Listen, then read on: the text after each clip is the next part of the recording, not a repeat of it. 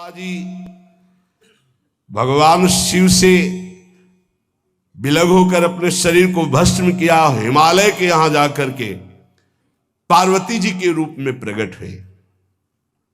हिमालय पुत्री पार्वती बाल्यावस्था से ही निरंतर ध्यानस्थ रहना शिव अनुराग में। जब किशोर अवस्था हुई, किसी से कोई संभाषण नहीं करती थी माता जी, हर समय भगवान शिव के ध्यान में निमग्न रहना, कठोर तप करना शुरू कर दिया। जो बिल्व पत्र सूख कर गिर जाते थे, माता जी उसको अपने मुख में रख करके पा लेती। एक बिल्व पत्र, अपर्णा, शरीर सूखने लगा। माता जी का नाम अपर्णा। भारी तपस्या। भगवान शंकर को एकदम बोध हुआ कि सती का जन्म पार्वती के रूप में हिमालय के यहां हो चुका है और वो हमारे लिए कठिन तपस्या कर रही है। तो सप्त ऋषियों को बुलाया और उनसे कहा कि जाओ इनके प्रेम की परीक्षा लो। जानते हैं, सब कुछ जानते हुए भी ये होता है। जैसे लोग कहते हैं भगवान जानते हैं अपने भक्त को, तो परीक्षा क्यों लेते हैं? तो पढ़ाया तो टीचर ने है, तो सालाना परीक्षा तो होगी ही कि तुम क्या पढ़े हो। ऐसे ही तुम्हारे प्रेम की परीक्षा होगी। तुम हरि को चाहते हो या हरि की रची हुई माया को?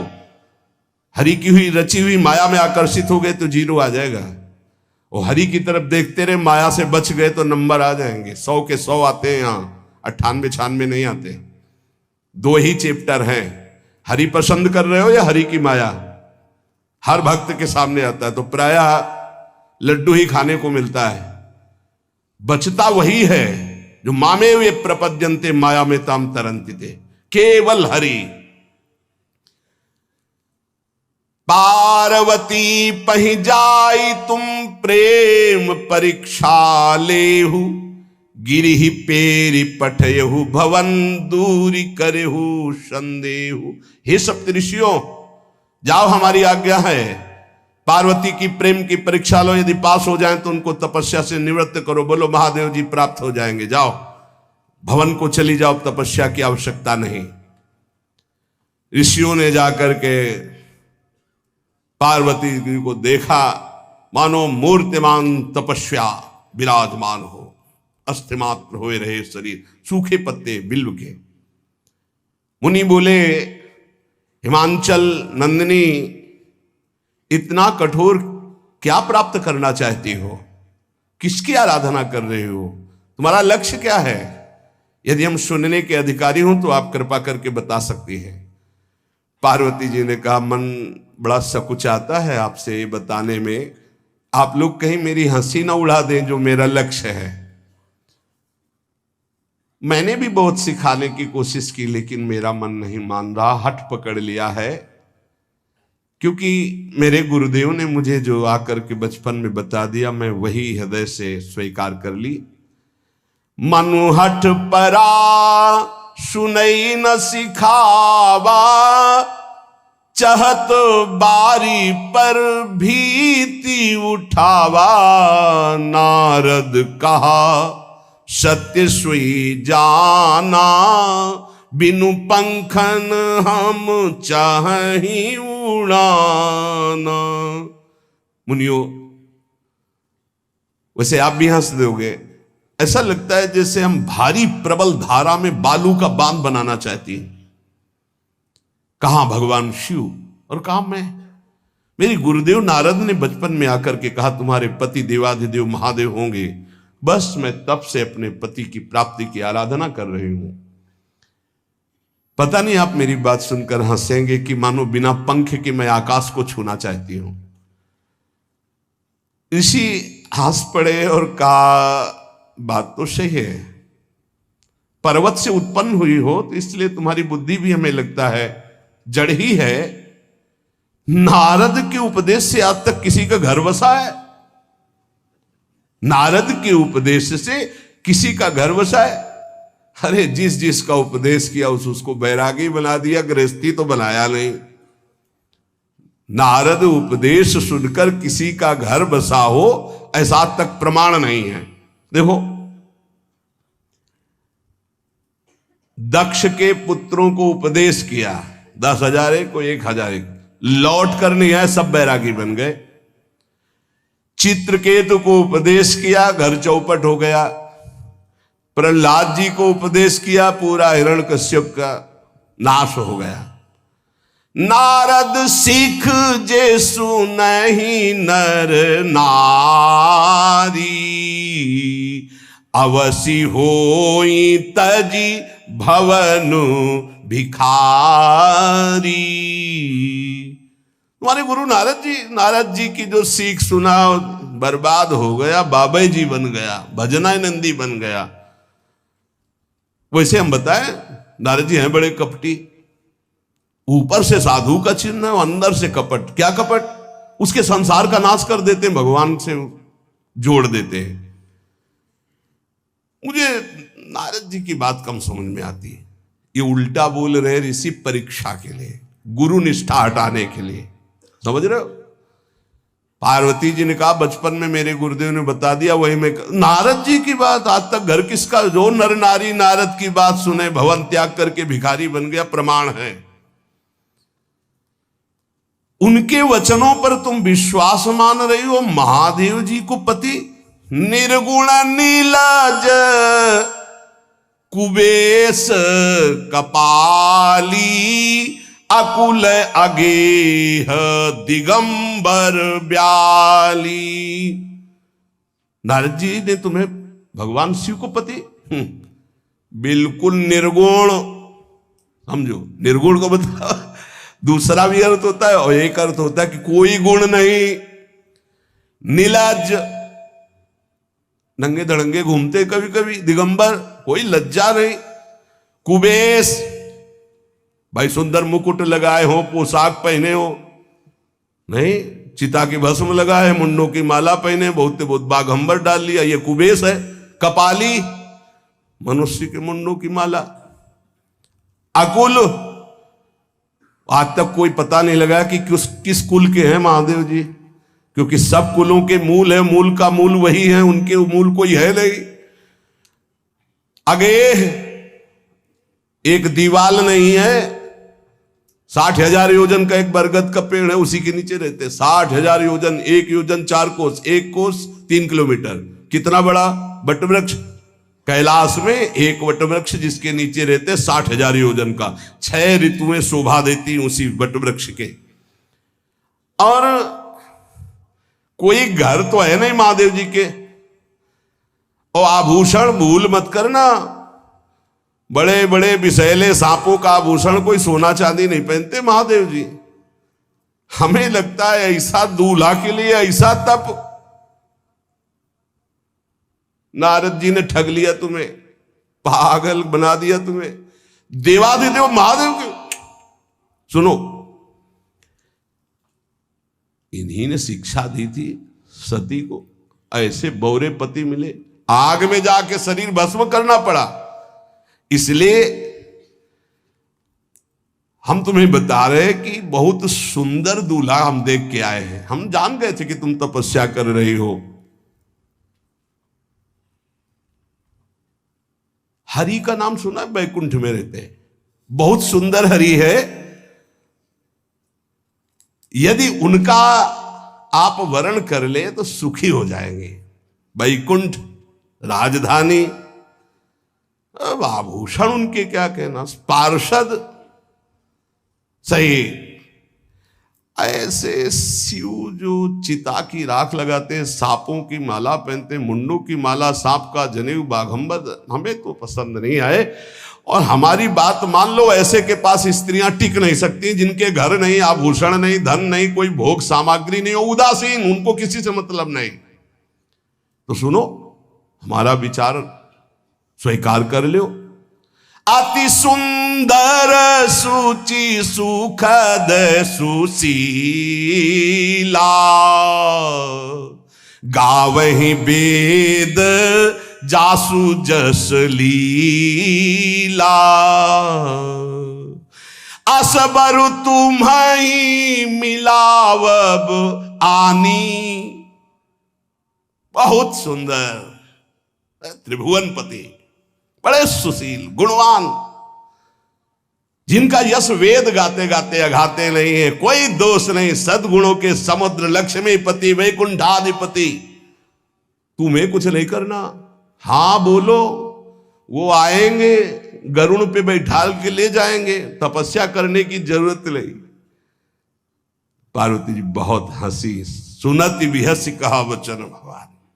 अच्छा अच्छा अच्छा, आपने ठीक कहा कि पर्वत से हमारा प्रादुर्भाव हुआ है, इसलिए आपको यह भी पता होगा कि पर्वत बहुत हठीला होता है, जहां डटा है वहीं डटा रह सकता है। सुनो, पर्वत से सोना भी उत्पन्न होता है, जो आग में जलाने पर भी अपना तेज बढ़ाता है, घटाता नहीं। तुम मेरे गुरुदेव के प्रति ऐसा बोले कि वो जिसको उपदेश करते हुए उसका घर उजड़ जाता है, तो बसो भवन उजरो नहीं डरो, पर नारद बचन न मैं परिहरऊं। अपने गुरुदेव के एक भी शब्द को मैं नहीं काट सकती, चाहे मेरा जीवन रहे या ना रहे। बसन हमारा और हमारा भवन, हमारा श्रृंगार, हमारा सर्वस्व, ये मिले या ना मिले, पर हमारे महादेव जी मुझे मिले। तुम आभूषणों की, वसन भूषण की बात कर रहे हो, ग्रह की बात कर रहे हो, पद की बात कर रहे हो।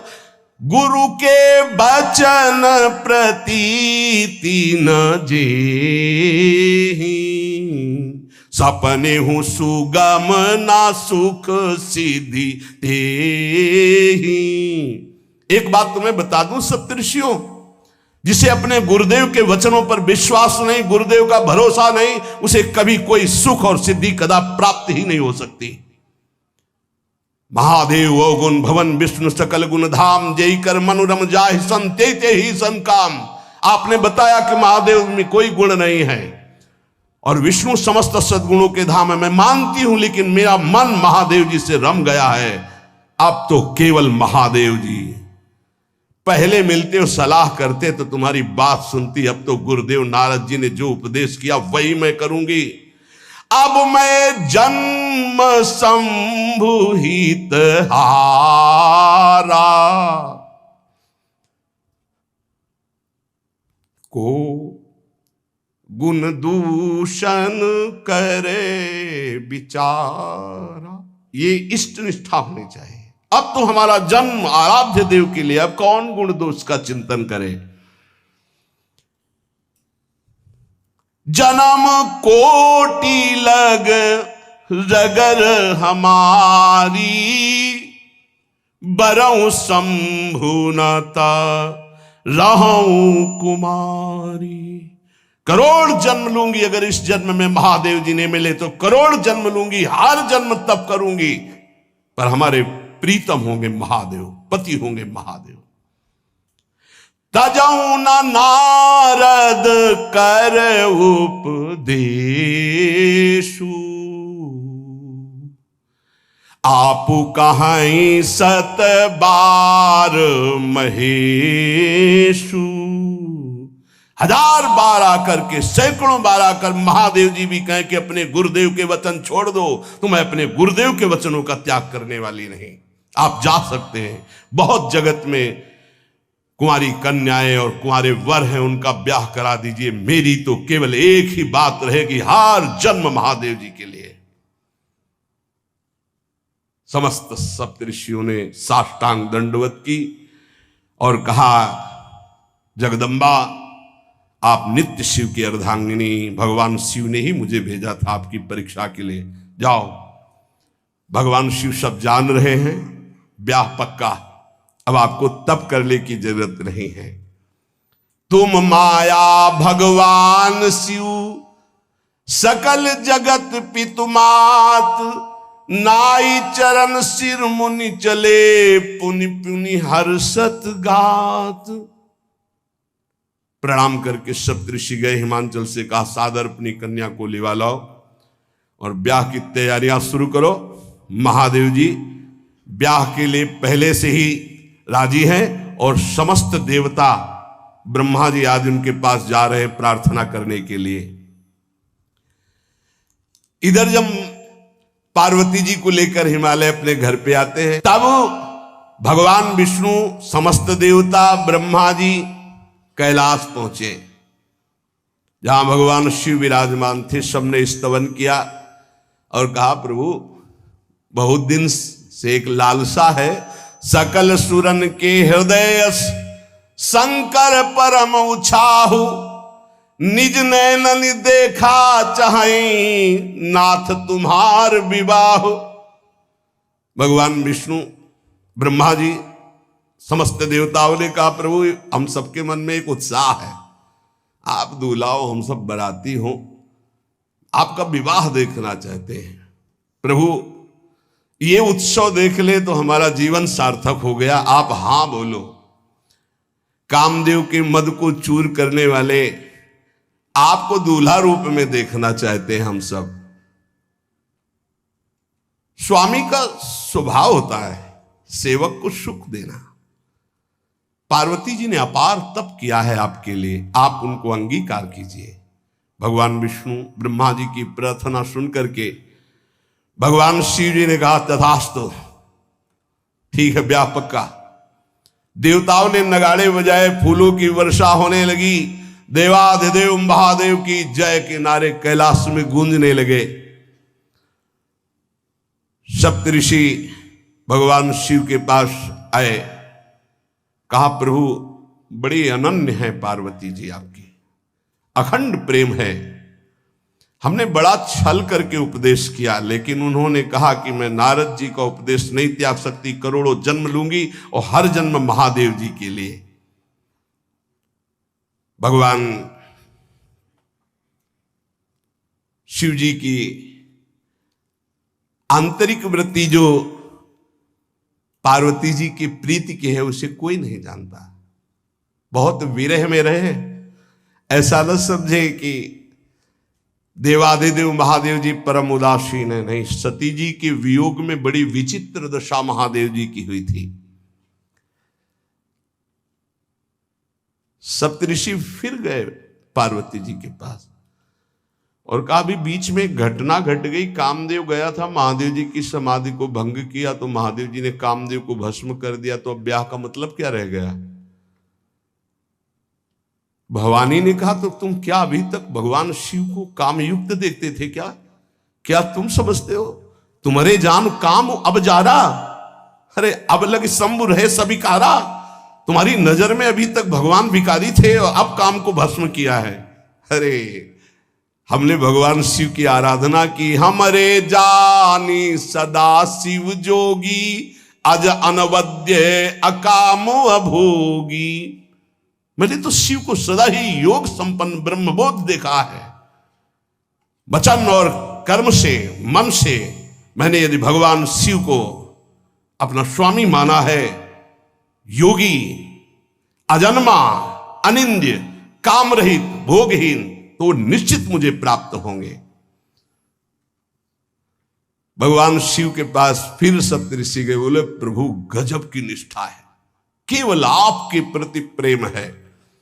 ब्रह्मा जी ने लगन रची, सप्तऋषियों को बुलाया और कहा, ब्याह दोनों तरफ, ये लड़की पक्ष की लगन, ये वर पक्ष की लगन।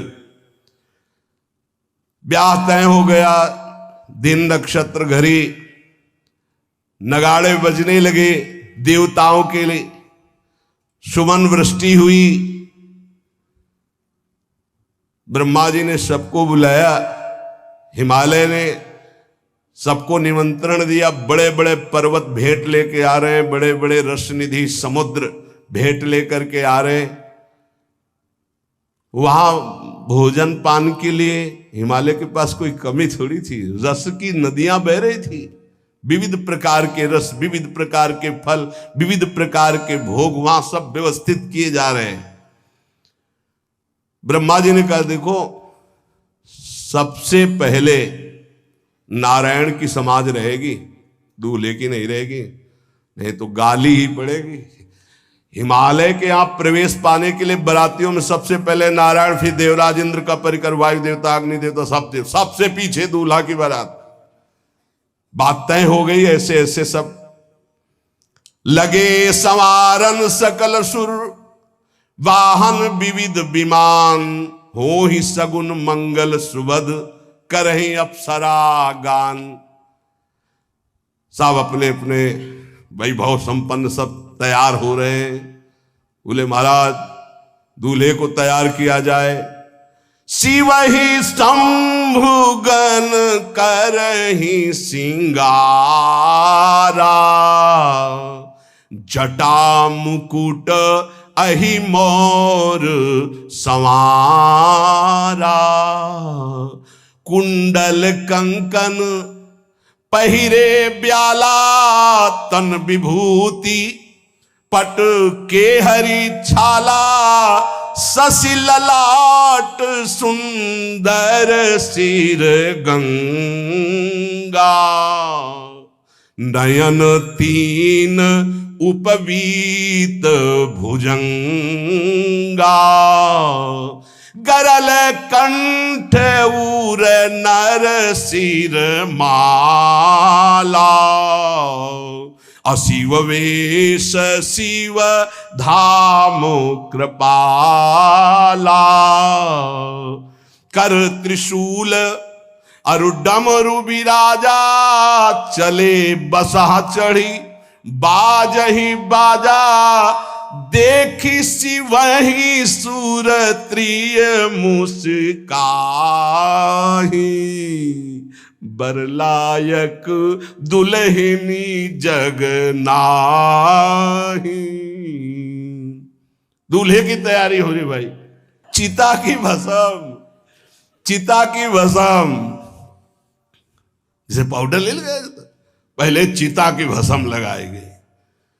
अब जटाएं बांधी गई। जटा से त्रिभुवन का विनाश जब करना होता, जटा खोलकर जब तांडव करते तो कोई नहीं बचता।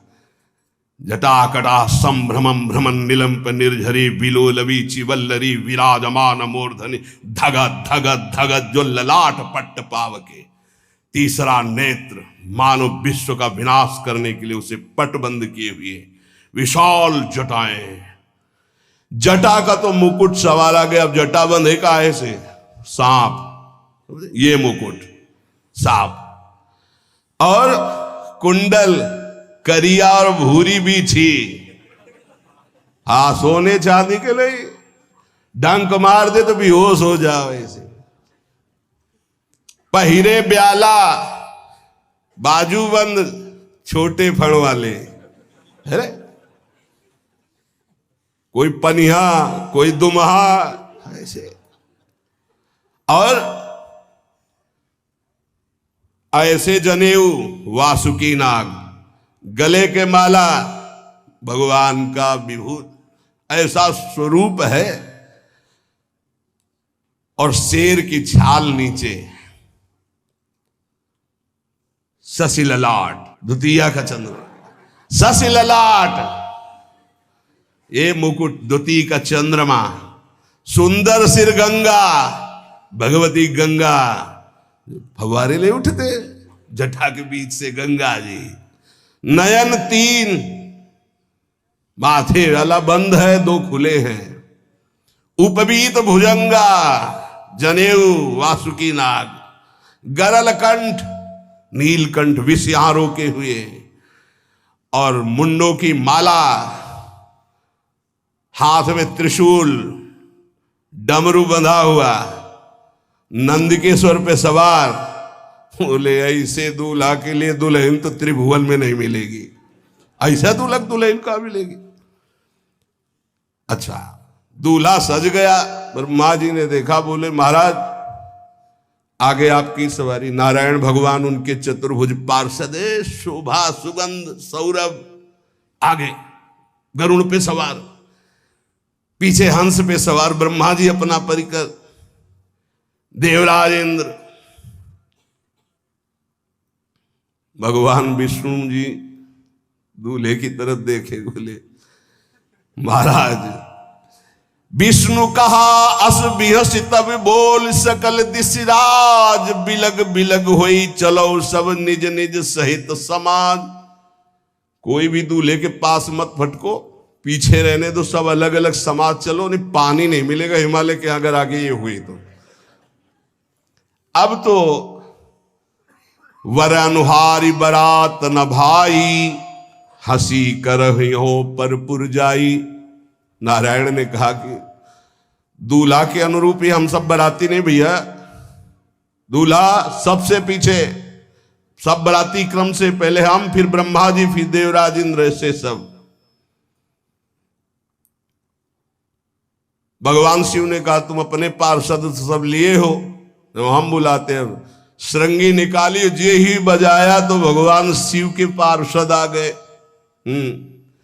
शिव अनुशासन सुनि सब आए, प्रभुपद जलज शीस तिन, जय हो महाराज की आज्ञा करो। अरे बोले विवाह हमारा बहुत दिलों से आओ। घुचप्पा जैसे देखो ना, अगिया बैताल। हाँ अब कैसे शिव के बराती हैं, जरा ये आगे पार्टी तो निकल गई बंदनी।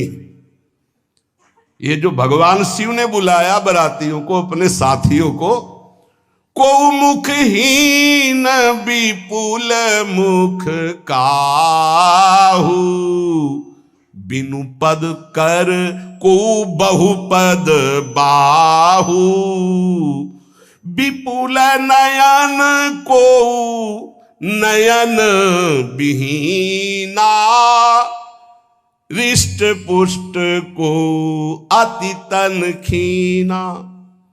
किसी के एक को मुख नहीं, केवल मांस ही का पिंड है, और किसी के पूरे शरीर में मुख ही मुख है। किसी के एक भी हाथ पैर नहीं है, लुढ़कता चल रहा है, और किसी के बहुत से हाथ पैर हैं। किसी के नेत्र नहीं है, किसी के बहुत नेत्र हैं। बड़ा विचित्र। किसी के हड्डी हड्डी है तो कोई बहुत मोटा है, कोई बहुत पतला है। तनखीन को अति पीन, पावन को अपावन, गति धरे भूषण कराल, कपाल कर सब सद्य सोनित तन भरे।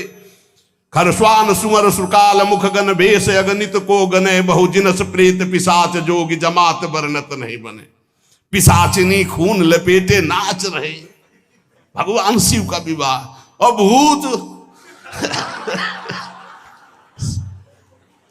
और किसी के सुअर के मुंह, किसी के कुत्ता के मुंह, किसी के गधा के मुंह। बड़ा विचित्र भेष भगवान के शिव के पास। नाचहि गावें गीत, कौन अप्सरा गंधर्व नहीं, परम तरंगी भूत हो, ऐसे बच रहा है। ये गान हो रहा है, हड्डी हड्डी है भूत की, भगवान शिव के सामने नाच रहा है, गा रहा है। कैसा शोभा होगी। खून लपेटे पिशाचिनी, अगिया बैताल, रोड लाइट, अगिया बैताल, भगवान शिव की बारात। भूत प्रेत बड़े मौजियल, स्वामी का विवाह हो रहा है, खूब छिड़क कर नाच रहे, देख ले तो मूर्छा आ जाए। अब बनी है बारात, तो जस दूल्हा तस बनी बराता। बाजा कौन बाज रहे हैं? कोई गाल बजा रहा है, कोई मुंह बजा रहा है, और बैंड थोड़ी बज रहे, कोई चीख रहा है। तो जैसे अलग अलग नहीं, तुरही बज रही, ये बज, वहां कोई बाजे नहीं, सब भूत है। भूत प्रेत पिशाचिनी ऐसे स्वर निकल रहे हैं। अब भगवान शिव चले नंदिके पर सवार होकर, जस दूल्हा तस बनी बराता। हिमालय बड़े उत्सव में है। देवाधिदेव महादेव जी की महिमा हिमालय की पत्नी से नारद जी ने सब सुना रखी है। अब तो जितने भी सुंदर सुंदर सब पदार्थ, सब व्यवस्थाएं, सब किए, हाथ जोड़े खड़े हैं। जगदम्बा जहां विराजमान है, वहां सिद्धियों की कौन सी कमी है। ये हुआ कि जय हो बारात पधार रही है, सामवेद का गान करते हुए गरुड़ पर विराजमान भगवान नारायण। सब हिमालय वासी ओहो धन्य है, धन्य, यही दूल्हा है, बाराती है। तो दूल्हा तो भी बहुत है, सुंदर होंगे, सब देख के लुभायमान हो गए। नारायण परिकर सब। पीछे देखा हंस पर सवार भगवान ब्रह्मा जी, चतुर्मुख, वेद सब। दूल्हा पीछे, गांव के नगर के लोग है ना, ये दूल्हा नहीं, सयाने लोग कहते हैं दूल्हा। दूल्हा तो ये तो ब्रह्मा जी है, देवराज इंद्र, ये दूल्हा? नहीं नहीं नहीं, ये दूल्हा नहीं, ये दूल्हे की बाराती है। वो गजब, इतने सुंदर दूल्हे के बाराती, तो दूल्हा तो फिर बहुत हृदय में आनंद है, उत्साह है। नगर की बालक बालिकाओं नौबधुओं को ऐसे देख रहे, दूल्हा कौन है ऊपर से चले। जब सब निकल गए तो बहुत हृदय में आनंद था कि अब दूल्हा के दर्शन होंगे। जोई दूल्हा की पार्टी आई, शिव समाज जब देखन लागे, भीतरी चले बाहन सब, जितले अगवाली कर ले आए थे धोती संभाल के जान बचा के भागे। जो बड़े बूढ़े थे, जो महिमा सुने थे, वो धरी धीरज ताहा रहे सयाने, बड़ी हिम्मत करके रुके कि शिव हैं। लेकिन जो नौजवान बालिकाएं, बूढ़ी नौबहुएं, ये को वहां मंगलाचार में नहीं टिकी, सब अगवानी पे भाग पड़ी। धीरज धर करके बालक घर में पहुंचते, जवान पहुंचते, बहुएं, क्या बात है, तुम लोग भयभीत क्यों हो गए? कोई घटना घटी क्या ब्याह में? कहीं काह कही जाई न बाता, ये जमकर धार की धो बरियाता। बारात है, यमराज की पूरी सेना आ गई है। भैया दूल्हा देखा कैसा? बोले बरु बौराह बस असवारा, ब्याल कपाल विभूषण छारा। देखा है दूल्हा? बरु बौराह, बावरा है। क्यों? बैल पे सवार है, सांप की माला पहने, भस्म चिता की लगाए, मुंडों की माला। अरे पूछो मत, ऐसा दूल्हा। दूल्हे के शरीर तन छार ब्याल कपाल भूषण नगन जटिल भयंकरा, संगभूत प्रेत पिशाच जोगिल बिकट मुख रजनी चरा। जी के लौट के बता रहे, भाग्य मनाओ जो जियत रहा है बारात देखत, पुण्य बढ़ते ही कर सही। जिंदा लौट आए बड़े पुण्य समझो, जो बारात देख ले और जिंदा रह जाए, बड़े भाग्य तिनके। देखी सो उमा विवाह घर घर बात सब लड़कन। सबने कहा कि अगर दूल्हा को बाराती को देख के जिंदा रह जाए तो विवाह देख पावेगा, मतलब जिंदा नहीं रहेगा। जो बड़े बुजुर्ग थे वो समझा रहे, देखो भगवान शिव हैं, ये उनकी समाज है, सबको वास दिलाया गया। अब आरती करने के लिए, सुमंगल गाने के लिए नवीन नवीन स्त्रियां पार्वती जी की माता के साथ आ रही हैं। मैना सोने की थाल है, बड़ा आनंद है। दूल्हा का प्रथम दर्शन और आरती लेके जे भी देखा दूल्हा को, यही दूल्हा है। हां, भारी रोष पैदा हुआ कि नारद जी ने बर्बाद कर दिया हमारा घर। हमारी बिटिया सूखे पत्ते खा के इसके लिए भजन करती रही।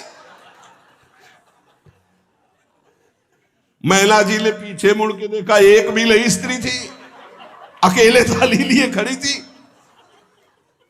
लौट के आई, उन्होंने कहा कि सब भाग क्यों पड़ी? बोले प्राण बचाए, ऐसे ऐसे करिया फुसकार रहे थे। कोई थाली पटक दी, आरती की गई। पार्वती जी को गोद में बैठाला और रोने लगी। बिटिया ऐसे के लिए भजन किए हो, ऐसे के लिए तपस्या किए हो? आंसू भर के कहा कि विधाता की बुद्धि मारी गई, जिसने तुम्हारी जैसी सुंदर कन्या, वो ऐसा बावरा दूल्हा, ये संयोग रचा है। बुद्धि खराब हो गई ब्रह्मा की। कसकीन बरु बौराह विधि जय तुम्हें सुंदरता। त्रिपुर सुंदरी भगवती पार्वती जी अरे जो फल लगना चाहिए कल्पतरु में वो बमूर में लग रहा है। ये आज वही दिल उत्सव, ब्याह का उत्सव भगवान शिव। अच्छा तो मेरा निर्णय सुन लिया जाए मैना जी का, अगर मेरी बात नहीं मानी गई तो हिमालय के शिखर से अपनी बेटी को लेके गिर के आत्महत्या कर लूंगी, ब्याह नहीं होने दूंगी, फाइनल। तुम सहित गिरते गिरो पावक जरो, आग में जल जाऊंगी अपनी बेटी को लेके, समुद्र में डूब जाऊंगी, लेकिन ऐसे बोरे बोरा जो ये बर है इसके साथ ब्याह नहीं होने दूंगी, पक्का। सब रोने लगी मैना जी का आदेश सुनकर। मैना जी कहती हाय मैंने नारद जी का क्या बिगाड़ा था, नारद कर में काह बिगाड़ा, भवन मोर जिन बसत उजारा। कितना बढ़िया सब चल रहा था, बेटी को उपदेश किया कि वर तुम्हारे शिव देवाधिदेव महादेव, बर्बाद कर दिया सब। ऐसा दूल्हा, सच्ची मैं ठगी गई नारद जी के द्वारा, पर अब अपना घर बर्बाद नहीं होने दूंगी।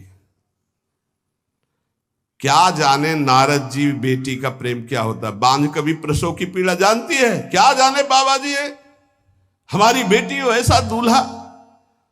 जब देखा कि मां बहुत गुरुदेव को उल्टा सीधा बोल रही है तो उन्होंने कहा माता विचार पूर्वक, जननी ही बिकल बिलो की भवानी, बोली जुत विवेक मृदुबानी। मां विचार पूर्वक, तुम क्यों ऐसा आलाप कर रही हो, अगर मेरे भाग्य में ऐसा पति लिखा है तो तुम टाल नहीं सकती। करम लिखा जो बाउर नाहू, तो कत दोष लगाई काहू, तुम सन मिटे की विधि के अंका, व्यर्थ लेहु जनि मातु कलंका। मां मेरे भाग्य में ऐसा ही लिखा है, आप व्यर्थ में क्यों रो रही। जब पार्वती जी की ऐसी करुण बात सुनी तो सब स्त्रियां रोने लगी, विधाता को दोष लगा रही। नारद जी के पास हिमालय गए, बोले हम तो संभाल लेंगे, घर में सब गड़बड़ हो गया। अरे इनको समझाते कि ठीक से आते, कैसे आए हैं ये, जैसे विनाश कर ले आए हो। अरे ब्याह कर ले आए, घर में सब बिगड़ गया, मैना बिखर गई, ब्याह बंद, अब नहीं होगा, संभालो जाके। नारद जी गए और जाकर के मैना को कहा देखो ये इनका बाहरी रूप है, ये जो आपके यहां पार्वती के रूप में जन्मी, ये नित्य इनकी अर्धांगिनी सती है, जो यज्ञ भवन में शरीर छोड़ करके आपके यहां जन्मी, ये इनकी नित्य संगिनी है। आप ऐसा शोक मत कीजिए। नारद जी विविध प्रकार से माता को समझाया। इनके द्वारा एक भ्रम हो गया था तो इनको शरीर त्यागना आवश्यक हो गया।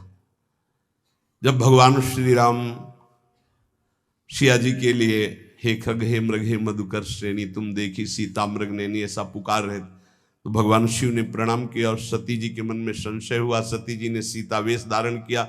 जब भगवान शिव ने जाना तो उसी समय त्याग कर दिया था कि अर्धांगिनी रूप में अब कभी स्वीकार नहीं कर, क्योंकि पूज्य माता का रूप आपने धारण किया। तो मूल बात ये थी, इसीलिए योगाग्नि में जाकर शरीर को भस्म कर दिया और आपके यहाँ पार्वती जी के रूप में जन्मी है। जब नारद जी ने बताया कि आप बिल्कुल धैर्य रखिए, भगवान शिव का वैभव आपने देखा नहीं, ये इनका बाहरी रूप है, समझाया मैना को तसल्ली की। बोले अभी दूल्हा रूप आपको दिखाते हैं, आप चुप रहिए। तब मैना के हृदय में कुछ शांति हुई। जितने गांव के नगर के सब लोग थे सबको सूचना पहुंची, डरो मत, भगवान शिव है, ये लीला कर रहे हैं। अभी नारद जी गए और बोले विवाह करना है कि नहीं करना, शंकर जी से कहा। बोले वह आए इसीलिए, बोले ये सब बंद करो आप, ये रूप से विवाह होता है, वह हमारी सारी जो बिचौलिया हमें पीट रहे हैं, हम उधर जाओ तो उधर, ये रूप हटाओ। बोले कौन सा रूप धारण करें, दूल्हा रूप धारण करो। भगवान शिव ने जे भी, बहुत सुंदर शिव है, कर्पूर गौरम जैसे चिदानंद, 16 वर्ष की अवस्था, हाथ में दर्पण और अद्भुत मुकुट धारण किए हुए, जटाएं ढकी हुई, गौर वर्ण वो सुंदर रूप जो देखे सो मोहित हो जाए। ध्याये नित्यम महेशम रजति किरणिभम चारु चंद्रावतंसम। कैसा सौंदर्य रूप महादेव जी का।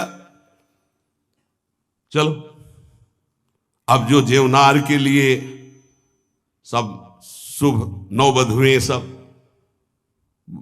मैना जी को बुलाया, देखो दूल्हा आ रहे हैं, एक एक कदम ऐसे चल रहे, संभाल संभाल के जैसे चलना सीख रहे हो। तांडव करने वाले चरण है, पर नारद जी ने को अब नहीं। नव किशोर अवस्था, हाथ में दर्पण, वो सुंदर रूप भगवान शिव का,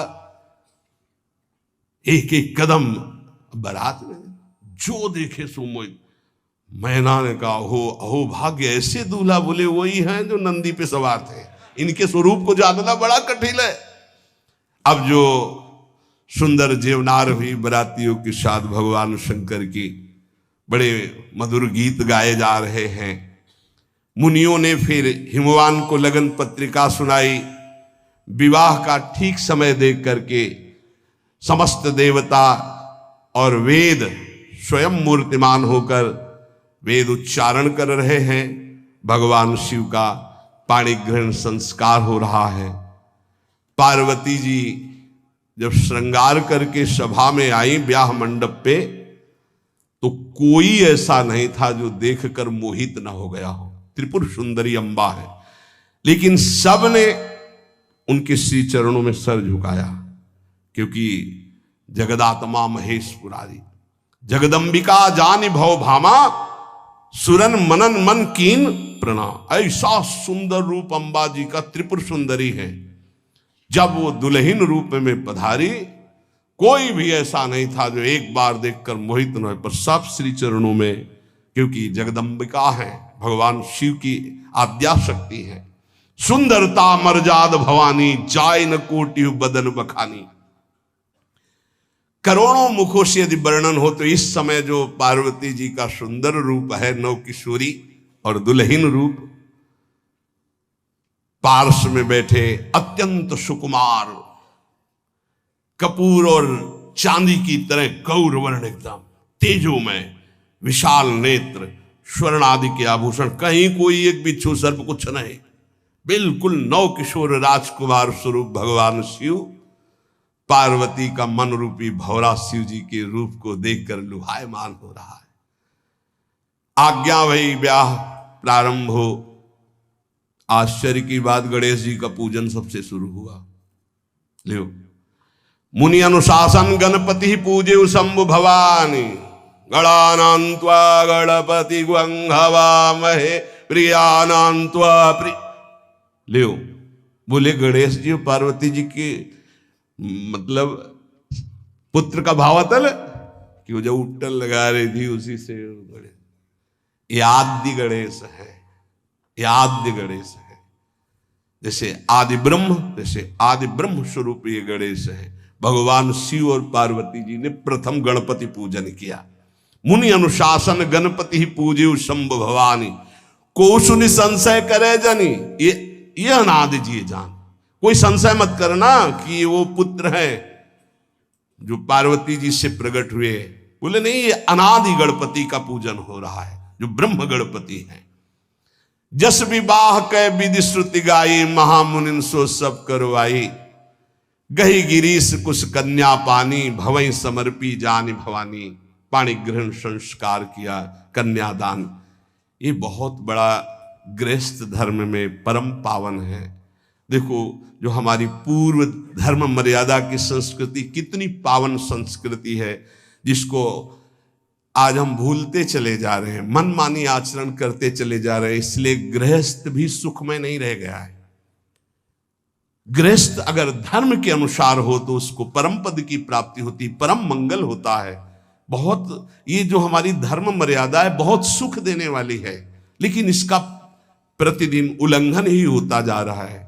न माता से मतलब, न पिता से मतलब, मनमानी आचरणों से मतलब, जो मन जैसे आवे वैसे बहे, ये हमारी धर्म मर्यादा। देखो स्वयं भगवान कैसी मर्यादा है, पानी ग्रहण कर रहे, कुछ जल मंत्र, ब्रह्म ऋषि साक्षी, फिर पानी ग्रहण।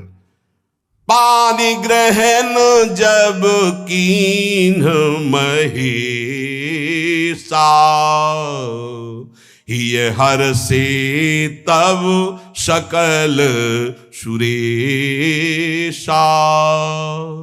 वेद मंत्र मुनि बर उच्चरहि, जय जय जय शंकर सुर करहि। बाजहि बाजन विविध विधाना, सुमन वृष्टि नभ भय विधि नाना।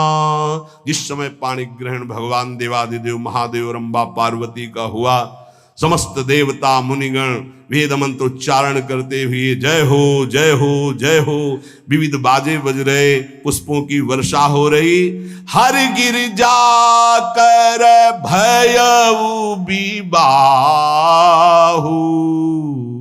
सकल भुवन भरी रहा उछाहु। भगवान शिव और पार्वती जी का विवाह संपन्न हुआ। बहुत कुछ श्री चरणों में भेंट रख करके हिमांचल ने प्रार्थना की, प्रभु आप तो कृपा के समुद्र हैं, अगर मेरी पुत्री से कभी कोई गलती हो जाए तो क्षमा करना। नाथ मामम प्रांशम ग्रह किंकरी करेहु, क्षमेउ सकल अपराध हुई प्रसन्न वरुदेव। हे शिव, आपसे एक ही प्रार्थना है, मेरी पुत्री अबोध है, कभी कोई गलती कर दे तो हे नाथ मैं क्षमा चाहता हूं, मेरी पुत्री से कभी आप रुष्ट मत होना। बहुत प्रकार से भगवान शिव ने उनको आशीष दिया, ढांढस बंधाया। फिर भगवान शिव और उमा आनंद पूर्वक कैलाश पधारे। चरित सिंधु गिरजा रमन, वेद न पावहि पारु। बरने तुलसी दास किमि, अतिमति मंद गंवार। कह रहे भगवान शिव की महिमा को तो वेद नहीं पार पा सकते। गोस्वामी तुलसीदास जी कह रहे मैं भला उस महिमा को कैसे गा सकता हूं, मैं तो गवार बुद्धि का हूं। भगवान शिव और माता पार्वती जी आज भी अब भी कैलाश में विराजमान है। हर गिरजा विहार नित नयऊ, यही विधि विपुल काल चले गए हो। भगवान शिव और पार्वती का जो मंगल में विवाह सुनेगा, भगवान के चरणों में प्रीति, समस्त पापों का नाश होकर हृदय की निर्मलता, हरिहर में प्रीति निश्चित प्राप्त होती है। क्योंकि ये परम वैष्णवाचार, परम बोध संपन्न जगत गुरु भगवान शिव की लीला हृदय के अहंकार को मिटाती है। ये अहंकार के अधिष्ठात्र देवता है भगवान शिव, और जब तक अहंकार रहता है तो हरि के चरणों में या प्रियाजू के चरणों में प्रीति नहीं होती।